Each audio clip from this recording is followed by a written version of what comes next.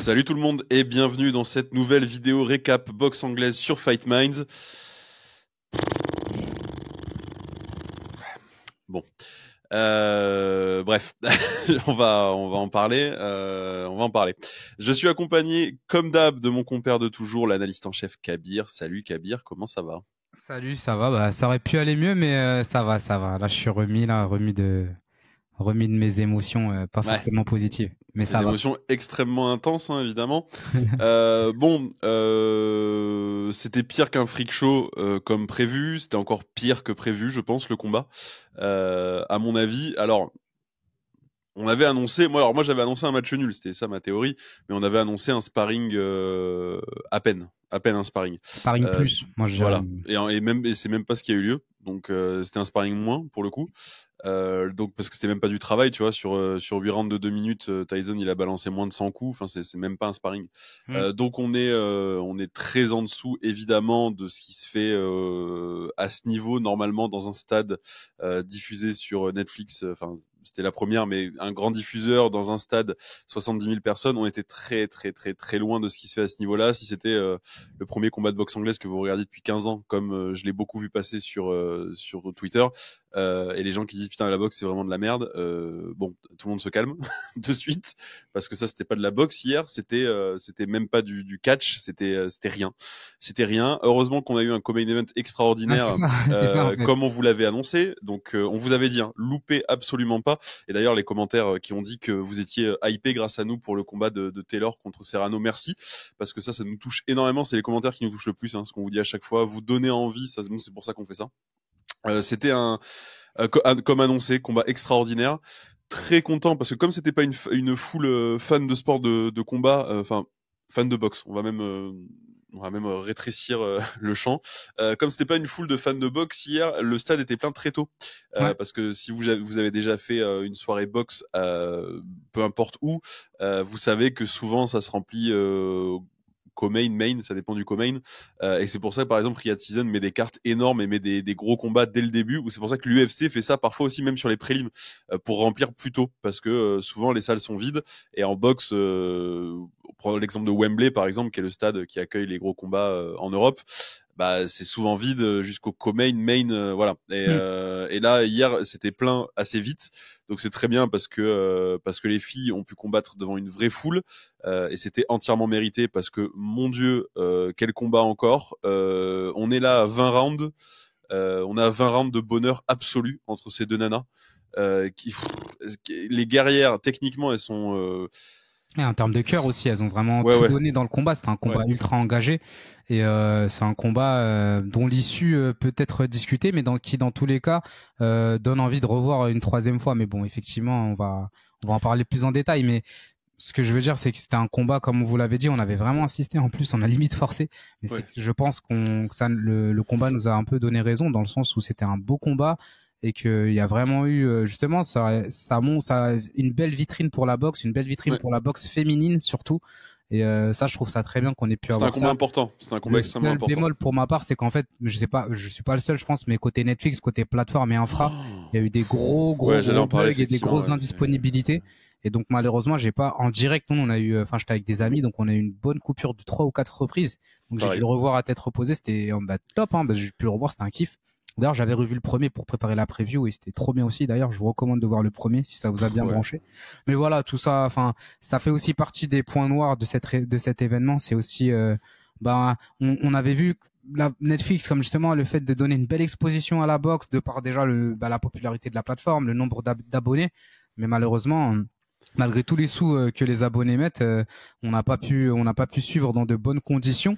Et Ouais. bon, je vais pas dire comment j'ai dû suivre la suite tellement ça buguait sur Netflix quoi. Mais voilà quoi, vous m'avez compris, c'est pas normal d'en Non, arriver non, là mais alors que tu payes. c'est pas normal. Les prix de Netflix en plus augmentent 2 fois par an et augmentent méchamment. On est peut-être au double de ce que Ouais, des prix auxquels on était il y a ne serait-ce que 5 6 ans. ouais. C'est une catastrophe. Ça, on en parlera aussi. Les plateformes de streaming qui augmentent leurs prix et y compris les plateformes de streaming dédiées au sport.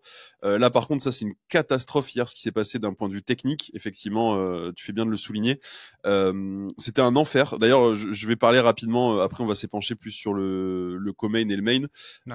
Faire une dédicace aussi à Barrios Ramos qui était une sacrée guerre. Trop bien. Et là on était passé à côté nous dans nos prédictions. Mais expérience utilisateur catastrophique, horrible d'un point de vue purement logistique, purement technique. Effectivement, les bugs dont parlait Kabir, vous l'avez certainement, vous avez peut-être tous fait l'expérience de ces bugs, c'était atroce. Surtout que chez moi, c'est tombé exclusivement pendant Taylor Serrano, qui était le combat de la soirée de très loin. Et Tyson Paul, ça a très bien marché, par exemple, et ça me rend fou. On se tape pendant une demi-heure des problèmes techniques, on n'arrive pas à voir Taylor Serrano. D'un coup, il y a Mike Tyson qui est dans son vestiaire, qui fait la bise à son fils, qui se casse le cul à l'air, et ça on le voit, il y a plus de problème de connexion. Hier, c'était surréaliste. Ensuite, je vais parler vite fait, désolé, hein, je mets des tirs à tout le monde, mais là, j'en peux plus de ça. Évidemment, le choix des intervenants, que ce soit en France, que ce soit aux États-Unis, c'était une catastrophe. En France, en plus c'est terrible parce que là, ce que je vais dire, je vais pas nommer, je vais pas faire d'attaque ad hominem, mais vous le connaissez tous. Vous savez qu'il a été écarté justement des sports de combat parce que la communauté en pouvait plus. Il est choisi pour commenter peut-être le combat le plus vu de tous les temps. Ça fait péter un câble et qui va être vu du coup par des gens qui sont pas habitués à la boxe. Donc donner des mauvaises infos, être à côté. En fait, il faut arrêter quand on veut faire des trucs grand public, que ce soit en sport de combat, que ce soit peu importe le médium, faut arrêter de vouloir dire mais on va mettre un mec grand public qui va du coup expliquer les trucs aux nouveaux. Non, mettez des gens compétents. Ils peuvent aussi expliquer aux nouveaux. Au contraire, il vaut mieux que les nouveaux justement découvrent la boxe par le biais de gens compétents, de gens qualifiés, plutôt que par des gonzes qui ont rien à foutre là. Et aux États-Unis, le dispositif c'était une catastrophe aussi. Les commentaires, et parce que du coup moi j'ai viré direct les commentaires en français, voilà, je vous le dis. Il y a même pas le début d'un débat. Aux États-Unis, c'était une putain de catastrophe aussi. Ariel Helwani, mais éloignez-le vite des rings de boxe. Ce gars repart en MMA, mon frère. C'est pas possible. Ce gars, il fait déjà arrêter d'interviewer pendant les boxeurs, enfin les coins des boxeurs pendant les combats. Ça faut que ça s'arrête. C'est insupportable. Tu vois, mais le mec, il peut même pas taffer. Et en plus, il est là, il est filmé, il te regarde pas. Non, c'est plus possible. Il y rentre. Et tu vois que tu leur casses les couilles, tu le sens. Non, arrêtez avec ça. Ariel Helwani qui demande au 8e round au coach de Jake Paul, et il dit, d'ailleurs au coach assistant, parce que le coach Ferd a pas voulu répondre, qui dit, est-ce que c'est important pour vous en boxe le jab? Non, mais allez vous faire cuire le cul. On peut pas faire ça. On ne peut pas faire ça. Hier, c'était incompétent, tu fais un truc où t'annonces à tout le monde que ça va être le combat le plus regardé de tous les temps, t'as pas les serveurs qui tiennent. Ton dispositif, tu mets que des tocards, je suis désolé, on aurait tous dit des poules avec un couteau là, ils savaient pas quoi faire de leur des infos qu'ils avaient et compagnie, c'était une catastrophe. Les commentaires, Rosie Perez qui dit pendant le combat entre Tyson et Paul, ah oui, on dit que la première chose qui part chez un boxeur, c'est la puissance, le punch. C'est l'exact opposé. Arrêtez. Dites pas des trucs pour dire des trucs. Roy Jones, il était pas là. Enfin, il commentait, mais il était pas là. Il en avait rien à foutre, évidemment. Lewis et Holyfield qui arrivent sur le plateau, qui sont bourrés comme des coins. C'était un fiasco de A à Z. C'est-à-dire que on savait que le main event allait être un fiasco, et on va y venir. On savait que ça allait être un fiasco, mais au moins on aurait pu espérer que Netflix, avec les moyens qu'ils ont, faire un combat dans un stade de 80 000 personnes, on aurait peut-être à la limite un dispositif à la hauteur. Et à part André Ward et Kate Abdo, donc Kate Scott maintenant puisqu'elle s'est mariée, personne n'était à la hauteur. Personne n'était à la hauteur, puisque Kate Scott, elle est là, elle pareil, elle vient pas de la boxe, elle vient du foot. C'est une journaliste, donc ça on peut pas lui reprocher. Elle est carrée. Il a fait le taf, mais la prod elle était vraiment fatiguée. Globalement, la prod était fatiguée, les infos étaient fatigués. Le running des combats, ça pouvait aller, mais encore ça pouvait être perfectible. Franchement, on a eu Riyadh Season il y a quelques mois, c'était compliqué à suivre, donc je peux pas me plaindre sur ça. Niveau timing, c'est vrai qu'on on s'arrêtait à 7 heures, hein. En gros, ça s'est fini à 7 heures. Donc ouais. Alors, et ça, pareil, ils ont menti pendant ça aussi, ça me fait péter un câble. Ils ont menti pendant tout le truc. À 3 heures du matin, ils lancent un décompte, Mike Tyson contre Jake Paul dans 2 heures. Et moi, je regarde, je fais, ce sera jamais de la vie à 5 heures du matin. En plus, il reste Barrios contre Ramos, il reste Taylor contre Serrano. Et on savait que ça allait pas partir à 5 heures du matin. Et du coup, tu prends les gens pour des cons pour qu'ils restent. Ou alors c'était pour les faire rester pour voir Taylor Serrano, je sais pas, mais dans tous les cas c'est malhonnête. Je suis désolé. Exactement. Le dispositif était catastrophique et je vous jure, j'ai mis en français parce que j'ai vu qu'il y avait le choix des langues. Je me suis dit ils ont mis un commentateur français. Il y a pas eu de communication là-dessus, tu vois. J'ai entendu les 3 premières notes du son de la voix du commentateur en question. J'ai fait les enfoirés. Moi j'ai switché rapidement aussi. C'est une dinguerie de faire ça, c'est une dinguerie. J'ai mis en anglais. Effectivement, je suis tombé sur le plateau avec Kate Abdo, André Ward et tout. Je me suis dit alors peut-être. Tu passes aux commentaires, t'as le commentateur, un ancien commentateur de la WWE qui s'est fait virer, du coup qui a commenté tout comme si c'était des combats de catch. C'était horrible, tu voyais qu'il lisait ses fiches. Il était en boucle sur les stats CompuBox parce que c'est tout ce qu'il pouvait dire. Rosie Perez a été absolument atroce et à côté de ses pompes. D'ailleurs, pendant Taylor contre Serrano, ce qui a créé une émulsion sur Twitter en mode Serrano a gagné le combat, etc. C'est parce que l'équipe de commentaires a été atroce parce que Serrano allait chez MVP, donc c'est le truc de Jake Paul. Voilà, ça a été, bah oui, ils ont commenté comme des partisans de Jake Paul. Ouais. Voilà, ça a été atroce. Pendant le main event, ils ont essayé, mais même eux, ils ont pas réussi à nous mentir. Enfin, à part Rosie Perez qui disait n'importe quoi, mais ils ont même pas réussi à nous mentir tellement le main event était catastrophique. Qu'au main event, juste pour finir sur une note positive, avant de passer au main event, fait une petite pause d'énervement là.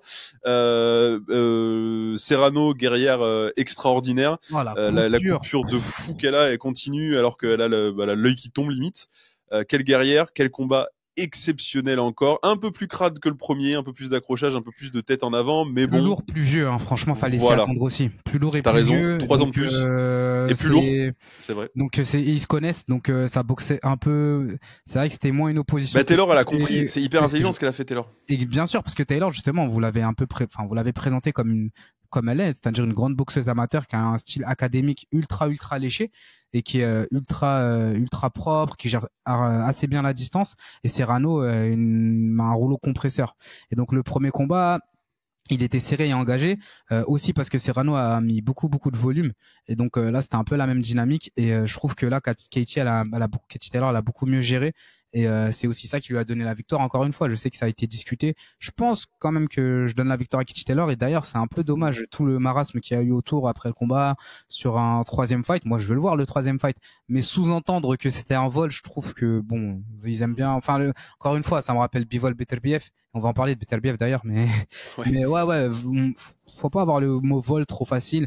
Je comprends que le système de pointage de combat de boxe soit parfois un peu mystique, mais on rappelle qu'il y a eu des déductions de points, on rappelle qu'il y a eu aussi des rounds qui étaient assez, une dynamique de combat qui était assez en dents de scie et que c'est beaucoup plus étalé que dans des combats. Je prends l'exemple du MMA parce que je pense qu'on prend souvent ça en comparaison, ou même du pied-point d'ailleurs, un type t'as 3 rounds où en fait c'est non-stop action. Là, t'as le temps de construire tes rounds et t'as le temps c'est pour ça que t'as des combats qui ont souvent 2 voire 3 dynamiques. Donc t'as jamais, et t'as parfois des combats unilatéraux bien sûr, mais c'est jamais rarement un combattant qui gagne 7 rounds de suite, tu vois. C'est intéressant ce que tu dis, c'est hyper et intéressant. En plus de ça, on rappelle qu'on est sur un format beaucoup plus court, discutable encore une fois, mais qu'on est sur du 10x2. Donc voilà, pour un round de championnat, c'est-à-dire que tu as un peu moins d'observation, tu as beaucoup plus en principe d'action et donc forcément tu as des rounds où surtout quand tu dis purée, j'ai 2 rounds de retard, faut que j'accélère sur celui-là. Donc ça fait des rounds ça fait des combats un peu en dents de scie quoi en termes d'activité et donc c'est aussi pour ça que t'as plus le temps d'implémenter ta stratégie comme tu dis. En plus ta stratégie, si c'est de coincer le gars dans les cordes ou si c'est justement de le fatiguer en le laissant venir à toi et en étant mobile, etc., c'est vrai que tu peux laisser passer 2-3 rounds, mais pour préparer ta stratégie sur les rounds suivants, comme je dis, qui est pas faisable au MMA ou au pied-point. Je pense là tout de suite maintenant, je pense à Loma qui souvent laisse filer quelques premiers rounds pour plein de raisons, mais on va pas rentrer dans le détail. Mais en gros, c'est parce qu'il sait que derrière, il aura 8 rounds à la fin sur les 12. C'est ça. Et c'est pour ça qu'hier, effectivement, c'était pas un vol non plus. Moi, j'avais un draw avec le retrait de points. J'avais 6-4 Taylor, donc ça faisait 5-4 du coup. Mais pareil, je crois que j'avais Taylor, moi aussi, d'un point ou un draw. Faudrait que je le rescore plus, voilà. Mais pareil, pas de scandale, évidemment. Alors, les chiffres CompuBox sont très largement en faveur de Serrano, mais encore une fois, si c'était que des stats, on mettrait pas d'arbitre et pas de juge. Il y a une combat aussi, il y a l'efficacité, il y a l'attitude, il y a la gestion du ring. Ça, c'est pas vraiment pris sur les stats pures. Non, c'est pour ça, il y a plein d'autres trucs que les stats. Ouais, je pense que des fois, c'est bien quand c'est révélateur, on le verra dans le main, quand c'est du simple double. Mais en vrai, quand on a un avantage, mais qu'en fait, tu te rends compte que, effectivement, Taylor, elle a peut-être mis moins de volume, mais qu'en fait, elle a tellement feinté, et puis travaillé au corps qu'elle a réussi à épuiser Serrano qui mettait du volume et que ça passait dans la garde, finalement. Bref, tu vois, c'est toujours beaucoup plus fin que ce qu'on croit. Et donc, ce combat, il est très bien. Profitons de un peu comme Bivol Beterbiev, encore une fois, toute proportion gardée. Profitons de l'opposition et de l'engagement qu'il y a eu dans ce combat. Ouais, je suis d'accord avec ça. Pas de débat inutile, ça sert à rien. Je pense pas. Je suis curieux d'avoir votre avis. En vrai, je suis curieux parce que c'est vrai qu'il y a eu beaucoup de débats. Je suis curieux d'avoir votre avis et j'espère que, en tout cas, il y a beaucoup de gens qui ont kiffé, qui ont peut-être découvert les deux combattantes hier. Et ce que vous en avez pensé aussi, je suis aussi preneur de vos retours. Moi, je prends la trilogie aussi qui a été Ouais, en teasée à Croke Park en Irlande, donc stade de 80 000 personnes. Ce serait quand même sacrément beau après avoir main event le MSG, co-main event le AT&T Stadium. Ce serait quand même beau pour finir en beauté cette trilogie une bonne fois pour toutes. Après, le problème, c'est que on parlait d'opposition et tout, et elles sont vraiment, enfin, il y a encore une fois, il y a des meufs, il y a Clarissa Shield par exemple qui est monstrueuse, mais elle est beaucoup plus haut dans les KT. T'as Alicia Baumgartner peut-être qui est dans ces KT là et qui peut être intéressante, ou Chantel Cameron, mais c'est vrai que Styles makes fight, et les combats entre Serrano et Taylor sont extraordinaires, donc on pourrait, en fait, elles pourraient combattre plus qu'entre elles pendant les 4 années à suivre et enchaîner un combat par an, et on serait très content. Comme Pantoja Moreno, tu sais. Ouais, c'est ça, il y a un peu de ça. On peut prendre ça, Pantoja Moreno. Ouais, en fait, c'est un peu le même truc, c'est de dire, en fait, c'est tellement cool à voir. Des match-up incroyables. Figueiredo, Moreno, tous ces trucs-là, tu dis, en fait, viens, on fait ça, quoi. On fait une trilogie, une quadrilogie. Donc, pour l'instant, trilogie annoncée quand même. En plus, comme ça a refait débat hier et que c'était encore, même si ça avait pas fait débat, c'était quand même serré. Dans tous les ça cas, mérite une trilogie, parce que là, il y a 20 rounds exceptionnels. Tu peux te dire que t'en fais 30, ce sera très bien aussi. Donc voilà, trop cool. Un peu rapidement, parce qu'elles prennent quand même de l'âge, 38, 36. Oui. 38 et 36, c'est ça. Donc bon, il faut que ça soit l'année prochaine, et qu'elle raccroche les gants au sommet après avoir main event Croke Park, on n'en parle plus. Serrano qui est signé au PFL aussi, qui a fait quelques combats en MMA, voilà, à savoir. Je pense que on peut faire un petit clin d'œil rapide à Barrios Ramos, très vite fait. Qui était un sacré combat. Barrios pour nous était très au-dessus de Ramos, et Ramos avait pas mérité son title shot, on l'a dit. Et en fait Ramos a fait un combat exceptionnel hier. Il a su se relever au sens propre et au sens littéral et au sens figuré, pardon. Il a su vraiment braver la tempête et affronter l'adversité, jusqu'à mettre down un adversaire qui le surdominait jusque-là, et à gagner les derniers rounds. Donc match nul. Donc pareil, ça mérite un rematch. Celui-là, il mérite vraiment un rematch parce que tu peux pas partir sur un combat d'unification pour Barrios après avoir fait un match nul. Ça me paraît en plus, évident. Ce qui est bien, c'est que la dynamique de la KT, c'est que a priori Ennis il va monter, donc il y aura de la place pour eux. Moi je trouve ça très bien. C'est une KT qui est un peu où il n'y a pas de top, quand je dis top, le niveau est exceptionnel. Il n'y a pas de mégastar et il n'y a pas d'élite. Mégastar, et c'est bien de mettre de la lumière sur des combattants comme ça. Encore une fois, c'était une belle opportunité de les avoir mis dans cette carte-là. Et justement, j'étais avec des amis de la boxe, je précise boxe taille, donc c'est pas des amateurs forcément de boxe anglaise. Et ça fait partie de leur combat préféré, avec le combat Serrano-Taylor. Forcément, c'était deux super combats. Ils ont dit, c'était deux excellents combats, et je suis très content. Point positif que sur une carte après route avec un star fight, ils ont quand même pris le temps de nous mettre une ceinture WBC Welter, donc c'est la Fédé est bien, mais la KT est un peu en morte, quoi. Ouais, mais c'est une ceinture WBC. Donc ça, par contre, je peux pas leur retirer. Donc ça reste quand même combat undisputed chez les femmes, qui aurait pu être historique si Serrano avait gagné, puisque troisième boxeuse à devenir undisputed dans 2 KT après Taylor et Shields. Donc avec vraiment, moi je suis d'accord, la sous-carte était canon. Enfin la sous-carte, ces 2 combats-là, parce qu'après effectivement en dessous c'était une catastrophe. Ouais, mais on s'en fout, on va même pas en parler. Le premier ou le deuxième combat, c'était. Oui, non, on va même pas en parler. Il y a Chouchou qui combattait aussi sur les prélims. C'est intéressant parce que c'est un gars qui monte et c'est un vrai prospect américain. Mais pour l'instant, voilà, il faut mieux le laisser un peu dans l'ombre, entre guillemets, mais qu'il soit pas sur la main card et tout, qu'il ait le temps de se développer. Mais effectivement, le co-main et le co-main étaient pour le coup topissime. Mais ça nous amène donc au main event. Alors, je vais commencer par dire que je pense, à moins retournement de situation extraordinaire, je pense qu'on ne parlera plus jamais d'un combat de Jake Paul sur cette chaîne. De toute façon, on n'en avait jamais parlé jusqu'ici. On n'avait pas parlé du combat contre Mike Perry, par exemple. Là, on a parlé parce qu'il y avait Mike Tyson qui était impliqué, que c'était sur Netflix, et que je vous refais pas le disclaimer, mais qu'on pensait que c'était important d'en parler. Je pense qu'on ne reparlera jamais d'un combat de Jake Paul sur cette chaîne. À part si effectivement le call-out dont on parlera plus tard se fait. Là, on en parlera avec grand plaisir du coup. Mais aucun intérêt. Ce gars n'a aucun intérêt. C'est encore une fois, je maintiens, c'est une mauvaise personne. Donc ça fait chier de parler de lui. Ça nous fait perdre du temps. Là, c'était bien en plus parce qu'il y avait effectivement ce co-main event qui a pris beaucoup de lumière, et ça c'est trop cool. Je suis trop content que les filles aient pris autant de lumière parce que vraiment ça méritait. et qu'elles aient pris certainement le payday de leur vie, ça aussi c'était mérité. Mais par contre, voilà, le main event c'était une catastrophe comme annoncé, hein, peu importe ce que vous avez pu lire, voir, etc. C'était pour ça qu'il fallait qu'on en parle aussi en preview.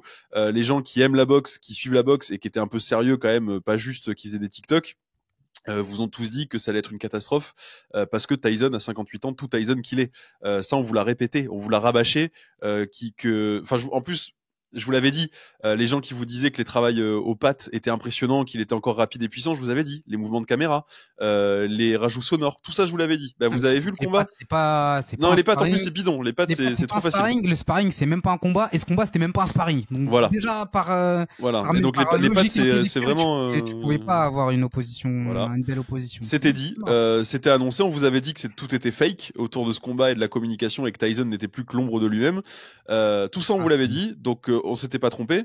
Et je suis presque content de dire qu'on n'était pas complètement à côté de la plaque. Tyson, quand il est sorti dans le couloir, il a failli se péter la gueule. Après, il marchait comme un vieil homme. Hein, il a 58 ans, donc il a 58 ans. Il a eu des excès pas possibles dans sa vie, et il a 56 combats pro. Évidemment qu'il marchait comme un vieil homme. Il est abîmé par la vie, ce mec, et c'est normal. C'était une honte quand il marchait. Je me disais, c'est une honte ce qui est en train de se passer. Vraiment, j'avais honte de regarder même. Je me sentais mal par moment. Quand il en prenait, on va rentrer dans le détail, mais quand il en prenait, tu te sens pas bien. Moi, il y a un gars, je parle en son nom. Il va regarder la vidéo, mais il disait, mais on va lui mettre un coup de couteau à Jake Paul là. Il arrête là de le taper là. On était pas bien. On était vraiment pas bien. C'était un peu énervant. C'est frustrant. Il prend des coups, mais c'est pas des coups très puissants parce qu'encore une fois, c'est un sparring limite et encore en dessous. Mais il chancelle quand même. Tu te dis putain, c'est un vieillard. En fait, il surréagissait à tous les coups. En fait, ce qui est chiant, c'est qu'il y a eu un moment où on s'est dit, il y a eu un jab de Tyson où Paul recule de 6 mètres. Donc la preuve que Paul a une sacrée pompe quand même, hein, j'en démords pas, qui vaut rien, malgré tout l'entraînement qu'il pousse et tout. Il a que ça en fait. On en parlait hier. Il a que ça. Il a que ça. Et encore, il a pas le cœur, donc ça tient pas en fait. Il a beaucoup d'entraînement et il a une grosse droite comme n'importe quel mec de 100 kilos à qui t'apprend à lancer sa droite. Premier jab de Tyson, il recule vraiment, il prend 6 mètres et après il hésite à balancer un jab pendant un round entier, 2 rounds, 3 rounds. Mais oui, mais Ariel Elwani a demandé si c'était important de mettre des jabs en boxe, donc voilà, vous comprenez. Il fait Tyson fait un combat catastrophique, évidemment, comme un mec de 58 ans, c'est-à-dire qu'il envoie moins de 100 coups sur 10 rounds, donc il envoie moins de 10 coups par round. Je crois qu'à la fin du combat, il avait envoyé peut-être 5 jabs. Jake Paul a compris, je pense. Moi, je maintiens qu'il y avait un gentleman agreement, mais que c'était pas truqué. J'en démords pas. Entre les deux, tu vois, parce que je me permets, mais en fait, il y avait aussi le truc de se dire, je pense qu'il a eu aussi une crainte quand même, parce que Jake Paul, dans le sens où il voulait pas prendre de risques. Pour moi, il a pas voulu blesser Tyson, surtout parce qu'il a vu très vite qu'il y avait des ouvertures, et pour moi, je prends les deux points. Hein. Je prends le point qu'il ait pas voulu blesser Tyson, mais que d'un autre côté, il a pas voulu prendre de risques, de se faire ridiculiser. Il en prend une bonne dans la glotte, il trash talk un peu, mais il sent déjà, je pense que, comme tu dis, le fameux jab qu'il prend. Donc en fait, qui est le highlight du fight. Ouais, justement, pour te dire, j'étais dans le métro, je l'avais pas regardé, moi, le highlight du fight, j'étais avec mon coach, j'avais pas vu le fight, et il dit, mais pourquoi on est passé du round 1 au round 3, là, en 10 secondes? Frère, parce qu'il s'est rien passé entre temps. Il s'est rien passé, tu vois. Donc, ça en dit long, mais bref, peu importe. Et du coup, ça me déprime. Je pense qu'il a pas voulu, effectivement, le blesser, ça, on est sûr. Mais que dans tous les cas, il aurait pas réussi, et où qu'il serait, en gros, c'est... Tu penses ça? Parce que moi, je pense qu'il y a 100 000 occasions où il peut mettre KO Tyson, franchement. Ouais, mais comme je t'ai dit, il y a ce gentleman agreement où ils se disent, dans tous les cas, on va pas se blesser, quoi. On va pas se blesser. Moi, je suis d'accord. Pour moi, c'est tout tout ce sur quoi repose ce combat, c'est le fait qu'il y a un gentleman agreement et que même je suis à peu près convaincu, après, attention, hein, je spécule, ces théories du complot et compagnie. Je suis à peu près convaincu que la commission athlétique du Texas qui a accepté de sanctionner ce combat était au courant du gentleman agreement. Hein. Ils ont fait une réunion en disant on va pas se faire mal. J'en suis. Ouais, ou qui c'est peut-être des conditions qui nous dépassent dans le sens où ils se sont dit bon on va autoriser quand même un monsieur de presque 60 ans à boxer, mais bon on va mettre telle condition. Ouais, ce que je te dis, ils ont déjà les conditions 8 rounds de 2 minutes. Je pense qu'il y a pas eu de recherche du KO. Tu sais, j'avais l'impression de regarder les fights de vétérans à Japi ou ouais. John. Ouais. Donc Ouais, c'était à peine un sparring, c'était même pas un sparring, c'était en dessous d'un sparring. Aujourd'hui, j'ai fait 2 heures de sparring, t'inquiète, c'était plus dur que là, hein, c'est ce que j'allais dire, mon dernier sparring, je suis rentré avec des nions plein la gueule et le mec en face aussi, enfin, c'était pas un sparring, là. C'était catastrophique, c'était de la merde. On va pas y passer 4 heures dessus parce qu'il y a pas d'analyse technique à faire, donc déjà, ça va être vite vu. Non, c'était comme Tyson, moi, c'était stylé de le voir un peu faire ça et tout, mais bon, après, c'était. Ouais, moi, justement, j'ai détesté parce que c'était l'ombre de lui-même, quoi. Ouais, c'était ça, c'était des paillettes, quoi. C'était pour nous faire kiffer Histoire 2, mais en vrai, c'était assez lent. Et comme on le disait, c'est un style très énergivore, très physique. Quand t'as plus de genoux, quand t'as plus de disques, tu peux pas faire ça. Tu peux rien faire. Il rentre, il a un bandage au genou, il se pète la gueule. C'est pas rassurant. Et même quand il finit le round, il avance vers son coin, on dirait comme un papy. Ça fait mal au cœur parce que c'est vraiment comme un papy. Il avance comme un mec de 60 piges qui a pris des coups toute sa vie et qui a fait des excès dans tous les sens, qui a fait de la muscu, qui a pris des stéroïdes, enfin je sais pas, et comme un mec de 60 ans qui a fait des excès quoi. Et qui a pris des coups. Et là honnêtement, c'était atroce, c'était un mauvais moment. Enfin, c'était pas juste un mauvais combat parce que ça arrive en fait à la fin. Voilà, c'était morbide, c'était un mauvais moment. T'avais un côté honteux et voyeur à regarder ça. C'est pas comme Jake Paul qui met KO Tyron Woodley. Après Anderson Silva, si c'était un peu du même acabit, sauf que là c'était peut-être un cran au-dessus. Mais c'est vraiment qui met KO Ben Askren ou qui met KO tous les autres gars. Là c'était vraiment malsain parce que 58, c'est un scandale ce qui s'est passé. En fait, tous les noms que t'as dit, ça reste encore des athlètes, des sportifs. Mike Tyson, c'est une personne âgée. C'est vraiment une personne âgée. Oui, c'est un papy. En vrai, Mike Tyson, tu lui laisses ta place quand il vient dans le métro. Pas parce que t'as peur de lui déjà, mais aussi parce qu'il a un certain âge. Faut pas se. Oui, mais enfin, il a l'âge c'est un papy. Il a l'âge de nos darons et nos darons, ils sont grands-pères. Enfin, c'est un papy, voilà, c'est comme ça. Franchement, non, très mauvais moment. Au-delà du fait que le combat était évidemment catastrophique, mais ça, on s'y attendait. Et ce qui est marrant, c'est que au-delà du fait que Jake Paul voulait pas blesser Tyson, je pense, et j'en suis convaincu, et qu'il y avait ce gentleman agreement et tout. Jake Paul a quand même été ridicule dans le ring. C'était quand même dans les déplacements, dans le. Surtout quand tu vois le fight d'avant, en fait, ça fait mal au cœur. La gestion de son jab et tout. Là, il a été. En plus, ils ont souffert de la comparaison parce que t'enchaînes Barrios Ramos, Taylor Serrano avec ça. Oui. Mais ça aussi, c'était prévisible, hein. Tu mets 2 gros combats en dessous d'un combat catastrophique. C'était de la merde. Voilà, je pense que on va pas tourner autour du pot pendant 10 piges. C'était de la merde. Le dispositif Netflix, c'était de la merde. Les commentateurs, c'était de la merde. La technique, les serveurs Netflix, c'était de la merde. Ariel Elwani, c'est de la merde. Pitié, je peux plus le voir. C'était une catastrophe. J'ai détesté. J'ai passé une très mauvaise soirée et ça me gonfle. Ce qui me gonfle, en fait, on en revient au point et on va finir là-dessus sur ce sujet-là, parce que pour moi, c'était le sujet le plus important et c'est le sujet que tous les médias spécialisés boxe un peu sérieux ont traité. Et on va finir sur cette question-là à laquelle on va essayer de répondre. Et je sais pas si on sera d'accord du coup avec Kabir. Est-ce que c'était bon ou mauvais pour la boxe hier? Hier, ce matin, j'ai fait cours enfant. Les enfants, ils nous dit hier Tyson qui a boxé, est-ce qu'on peut regarder une technique de Tyson? Donc je leur ai montré pique-à-bout, déplacement, bras arrière. Je sais pas si ça répond à ta question. Encore une fois, je te partage un vocal. Hier encore, j'avais fait le cours des ados et il y a un jeune de 16 ans qui me dit tu vas regarder le combat de Tyson et tout. Et il m'a parlé de Tyson avant de me parler de Jones, par exemple, alors que c'est Génération MMA et que 10 minutes après, il me dit que son combattant préféré c'est Cyril Gane. Tu vois, ça en dit long. Donc il me parle de Tyson et je dis mais comment tu connais Tyson? Et je t'ai envoyé le vocal sur WhatsApp. Il me dit mon père, etc. Donc je me dis, j'essaye de croire encore une fois et je maintiens le même point qu'on s'était dit la dernière fois, c'est-à-dire que s'il y a un petit nombre de personnes qui vont connaître Tyson, qui vont s'intéresser à sa carrière et globalement à la boxe anglaise, je suis quand même content. Mais c'est vrai que ça a été une sacrée mauvaise pub et que malheureusement ça se répète assez souvent même dans des combats qui sportivement sont bien. Il y a tout cet aspect-là de vol, l'attente, la mauvaise gestion des événements, les combats soi-disant truqués.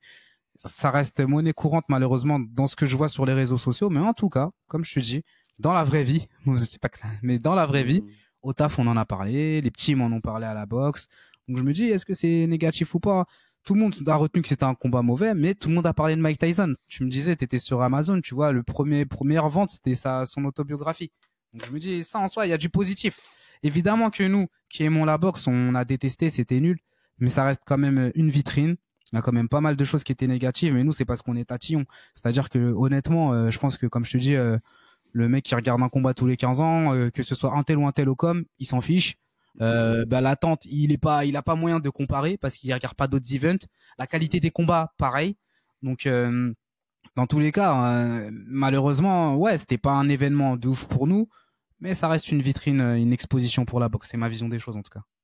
Ouais, bah c'est pas mal. En plus, c'est nuancé. Moi, je dirais que effectivement, je suis d'accord avec toi sur tout ce que tu viens de dire, et surtout quand tu prends l'exemple des petits dans la vraie vie qui te demandent de montrer la technique de Tyson. Je pense qu'il n'y a pas plus parlant que ça, qu'il y ait trois connards de compte MMA américains qui disent que la boxe c'est une farce et que le MMA c'est un sport supérieur. On en a rien à foutre. Ouais, tu vois. C'est pas important ça, les avis de ces gens-là. Mais effectivement, je suis entièrement d'accord avec toi sur tout ce que tu viens de dire. Sauf que moi, ma toute petite nuance, c'est qu'effectivement, le mec qui arrive et qui regarde jamais la boxe et tout, il a pas de point de comparaison pour les commentaires, il s'en fout qu'il y ait aux commentaires, tout ça, je suis entièrement d'accord avec toi. Euh, mais justement, je trouve ça triste parce que c'est le moment Ouais. de mettre des gens compétents, quitte à mettre en lumière des gens moins connus, mais de mettre des gens compétents qui sont carrés, ou de mettre des mecs, parce que des mecs connus qui sont monstrueux aux commentaires, il y en a plein en France, hein, de mettre bah, genre Kabir par exemple, Je reste quand il humble. commente le One et Team tout. humilité. Non mais en plus je veux pas citer je veux pas citer, enfin Ouais, je veux pas fais pas les awards, mais bon je pourrais t'en citer 15 des gars qui méritaient plus hier d'être aux commentaires, et surtout qui auraient été plus pédagogues, qui auraient été plus compétents et qui est plus légitimes. Et du coup c'est cool parce que c'est peut-être dans ces moments-là que tu crées des souvenirs. Je sais pas, il y a peut-être des gars hier qu'on regardait, il y a peut-être des grands-pères qui ont regardé le combat avec leur petit-fils, ouais. parce que c'était Tyson, tu vois, et que le petit-fils il est fan de Jake Paul, il a 8 ans, et que le daron, le grand-père il a 60 piges et il a grandi avec Tyson, et que du coup ils ont regardé ensemble. C'était peut-être le moment, vu que tu te crées des souvenirs, de Ça, mettre non, mais quelqu'un qui va t'aider à créer un souvenir ça c'est. qualitatif et de pas mettre des commentateurs, des gros tocards. Parce que moi j'ai des souvenirs de boxe de quand j'étais gamin, la voix de Boutier notamment, etc. C'est des voix qui me sont restées, et après de Oui, bien sûr. Lustig un peu plus tard et tout. Et c'est des souvenirs que je partage avec mon daron, par exemple, sur les trucs de boxe. Et je trouve que c'est important parce que Bien ça sûr. te façonne ton souvenir. Et pour donner un exemple à l'inverse, le combat Spence contre Crawford, qui était un combat que j'attendais avec une envie pas possible, était diffusé sur RMC. Il était commenté par l'horrible personne qui commente la boxe sur RMC. Et du coup, ça m'a niqué vraiment mon souvenir de ce combat. Ça m'a niqué ma soirée. Et du coup, j'ai regardé en replay il y a pas longtemps la version anglaise parce que BBC l'a mis sur Prime Video. J'étais refait parce que je me suis Ouais. recréé un autre truc du coup. Ouais, bien Et sûr. voilà, et je trouve que c'est important et que nous on est trop tatillons, ça c'est sûr, parce qu'on est des fans et nous on est la niche de la niche de la niche. Ouais. Donc nous on est trop tatillons, mais c'était peut-être le moment hier de mettre en valeur les gens qui font vraiment la boxe en France, pas les opportunistes qui connaissent que dalle et qui font semblant sous Oui, prétexte oui, qu'ils ont regardé 3 matchs de raison. foot américain. T'as raison. Et c'était le moment hier de faire un truc vraiment cool, vraiment quali. Et pareil pour le dispositif américain, hein. Là, je tire pas une balle juste sur le commentateur français. Là, c'est tout le dispositif américain. Fallait arrêter de mettre Ariel Elwani. Déjà, on se le tape sur tous les événements d'Azone. Là, il nous le file sur l'événement Netflix, ça suffit. Et puis l'équipe de commentaires et tout. Enfin, c'est une catastrophe. Et c'était pas à la hauteur et ça fait chier. Et moi, pour ça, c'est le plus gros point négatif parce que le main event, on savait que ça allait être une merde, pas possible. Ouais, c'était pas une Mais le surprise. dispositif était pas à la hauteur des moyens qu'ils ont mis, et ça c'est d'une tristesse sans nom. Le nombre de fois où même quand Holyfield il était sur le plateau, son oreillette a bugué. Après c'est je sais plus comment il s'appelle, mais le président des Dallas Cowboys, pareil, son oreillette, son micro qui se met à bugger. Enfin, et il est en train de parler ça. Alors, je vais finir là-dessus parce que ça, pour moi, ça a entièrement représenté la soirée. Le président des Dallas Cowboys, donc c'est dans son stade, machin et tout, qui dit au plateau à côté de Kate Abdo, de André Ward, tout ça, qui dit dans le micro, on est ultra heureux que Netflix arrive sur la scène du sport, de la diffusion sport live. Regardez l'événement de fou qu'ils ont mis en place. Enfin, bon, je suis désolé, ils sucent pour avoir les contrats Netflix pour la NFL. C'est tout, voilà, faut dire les choses. Et il dit ça dans un micro qui marche pas. Dans un micro qui marche pas, avec un mec à côté Mais c'est un dont truc l'oreillette de ouf. marche pas, qui lui tend le micro en lui disant ah je t'entends pas, tiens prends mon micro. Ouais, ouais, Voilà, hier c'est c'était un ridicule. cirque, tout C'est The était un Office, hein, cirque. même la scène du slip et tout, enfin, de Ouais, oui, l'absence de slip, ça fait Tyson vraiment qui se The retrouve le Office, cul à l'air. quoi. C'était un épisode de The Office hier, grandeur nature. C'était un cirque et honnêtement, moi c'est pour ça. Je suis d'accord avec toi. Si les impacts positifs, tant mieux, en vrai. Ouais. J'espère qu'il y en aura plus que des négatifs. Ah, Taylor Serrano qui a autant de visibilité, ça c'est ultra positif. Pour moi, c'est ça le méga giga enseignement positif de la soirée. ouais. Mais derrière, pour moi, c'était un cirque et ça fait chier parce que c'était l'occasion de faire un truc, de rendre honneur à la boxe, voilà. Et qu'hier ça a pas été le cas, à part encore une fois les combattants qui sont montés dans le ring, Barrios Ramos, Serrano Taylor, eux ils ont fait hommage à la boxe et au sport qu'ils aiment et qu'on aime. Mais par contre le reste c'était pas à la hauteur et c'était juste, c'était même pas à la hauteur d'une soirée WWE et voilà. Ouais, c'est vrai. Franchement, on passe des fois plus de bons moments devant le catch, hein. Ah Et je oui, oui, kiffe. bah là hier je préférais regarder WrestleMania dans un stade effectivement. Donc non, c'était très faible, c'est ce qu'on avait annoncé, mais honnêtement je m'attendais pas à ce que en plus le dispositif Netflix soit catastrophique comme ça. Ouais, bah ouais. Le bug de serveur, je me suis posé la question le matin, où je me suis dit, putain, s'il y a vraiment 200 millions de personnes qui se connectent en même temps, quand même, va falloir assumer les serveurs, parce que tout Netflix que tu es, bon courage, parce que ça n'arrive jamais ça. Enfin, le live, c'est pas pareil que la diffusion type. Enfin, c'est de ressources. C'est pas les mêmes, voilà, c'est pas les mêmes serveurs. Donc, c'est pas les mêmes ressources, c'est pas la même bande passante. C'est très particulier le live. Hein. Moi, j'en fais beaucoup du live. Enfin, j'en fais beaucoup. J'ai du live sur Twitch. C'est très particulier la bande passante. Voilà. Hier, c'était pas. Rien n'était à la hauteur en fait. Voilà, rien n'était à la hauteur d'un événement de cette ampleur. Et du coup, je pense qu'on peut quand même. On va garder les aspects positifs que tu as énoncés tout à l'heure, surtout les gamins qui demandent des techniques de Tyson. On va finir là-dessus. On va garder du positif parce que là, j'ai été aigri. Ça fait une demi-heure que c'est les marais salants. On lui souhaite de se faire casser la figure par Beterbiev qui prennent plusieurs millions de dollars et ça aussi serait quelque chose de positif. C'est vrai que Beterbiev a call out Jake Paul. Voilà. C'était pour ça que je voulais aussi finir sur ça pour la partie actu, mais bref, là. Je sais même pas quoi en penser, j'ai même pas envie d'en parler, je crois. Ah, moi, un bon capitaliste, moi, je veux que Beterbiev, il prenne de l'argent, il le tape et il nous fait, c'est qui se cool, hein, il prend tout, il prend l'argent. Ah oui, là, c'est KO en 10 minutes, même si l'autre il fait 100 kilos, je crois que. Qui a tapé quelqu'un que j'adore, donc, je t'ai dit, ça parlait, hein. Ah, mais faut qu'on l'attrape, hein, Jake Paul, hein. Moi, je vais Ngannou a dit aussi qu'il, la prochaine fois qu'il croisait Jake Paul, il lui mettait des tartes. Il est détesté, et bon, après. Tony Bellew, enfin, tout le monde lui a dit, on va t'éclater, en fait, mais c'est. Bah, hier, c'était honteux ce qui s'est passé dans le ring, et je sais pas, je veux dire, je sais même pas si Jake Paul a pas été déçu lui-même. Ouais, il a la prestation de Tyson, parce qu'il y avait rien à faire hier. Ouais, il a pris son billet, tu me diras, je sais pas, c'est le nerf de la guerre, je pense qu'il sort une histoire d'oseille pour lui. Ouais, oui, de toute façon, oui. Parce qu'il n'y a pas de compétitivité. Il a call out Gervonta Davis. Il y a 8000 kilos d'écart. Je crois qu'entre Gervonta et Inoue, il y a autant de chances que Gervonta Jake Paul.